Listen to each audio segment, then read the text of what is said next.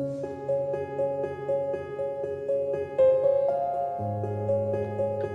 the heart of a small Nigerian village named Adanma, there lived a young girl named Adaobi. Her parents, once respected elders, had fallen from grace due to a series of unfortunate events. Their reputation was tarnished, and the villagers whispered about their past misfortunes. Adaobi bore the weight of their legacy, and her life was marked by their shadow.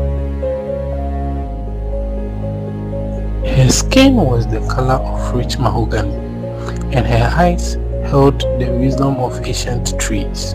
Adobe's spirit, however, was unyielding. She refused to be defined by her parents' mistakes. Despite the disdainful glances and hushed conversations, she carried herself with grace. The village was abuzz with news of a grand celebration, the annual harvest festival. It was a time for joy, dancing, and matchmaking. Adobe dreaded the event. She knew that her presence would only fuel the gossip, but tradition demanded her attendance, and so she adorned herself in a simple cotton dress, her hair woven into intricate braids. As the sun dipped below the horizon, casting a warm glow over the thatched roofs, Adobe joined the festivities. The air smelled of roasted yams and palm wine. Couples twirled in rhythm, their laughter echoing through the night. Adobe stood at the edge of the crowd, an outsider looking on.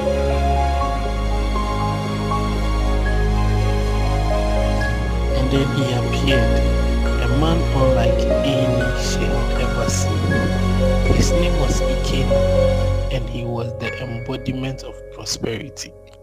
His skin was the color of polished ebony, and his eyes sparkled with intelligence.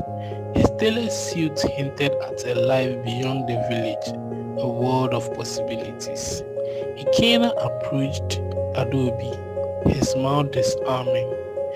"May I have this dance?" he asked, extending his hand. She hesitated, her heart fluttering like a trapped bird. "Why would you want to dance with me?" she asked. Ikene's gaze softened. "Because your eyes hold a story and I want to unravel it," he answered. They swayed to the rhythm of the drums, their steps tentative yet sure.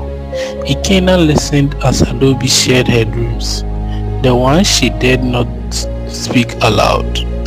He spoke of distant lands, of business ventures and philanthropy. His words painted a canvas of hope, and Adobe felt herself falling. The villagers watched in disbelief. How could this successful man be interested in the daughter of fallen elders? But Ikena paid them no mind. He saw beyond the whispers, beyond the scars etched into Adobe's heart. Their courtship was swift, fueled by a stolen moment beneath the mango tree and secret letters exchanged at dawn. Ikena's love was a balm to Adobe's wounded soul. He promised her a life beyond the village, a life where their love would flourish like the wild flowers in the summer.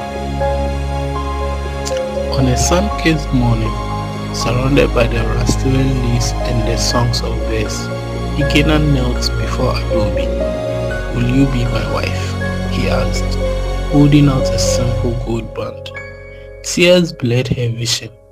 "Yes," she whispered, "1,000 times yes." Their wedding was a celebration that echoed through the hills. The villagers watched, their judgment replaced by awe. Adobe wore a gown of ivory silk, and Ikena's eyes never left her face. They exchanged vows under the ancient baobab tree, promising to defy fate and create their own destiny.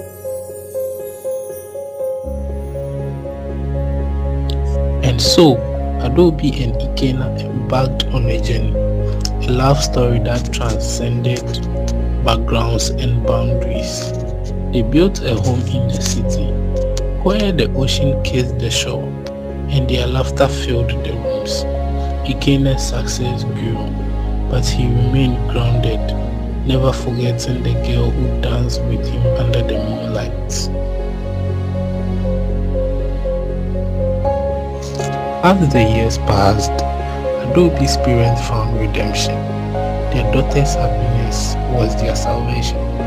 And in the quiet moments, when the world slept, Adaobi would trace the lines on Ikenna's palm, the lines that led them to each other. They lived happily ever after. Their love began in a world that often forgot kindness. And in the village of Adanma, their story became a legend. A reminder that sometimes destiny blooms in unlikeliest of places. Thank you guys for watching. I hope you enjoyed it. Please don't forget to like and subscribe for more amazing stories like this.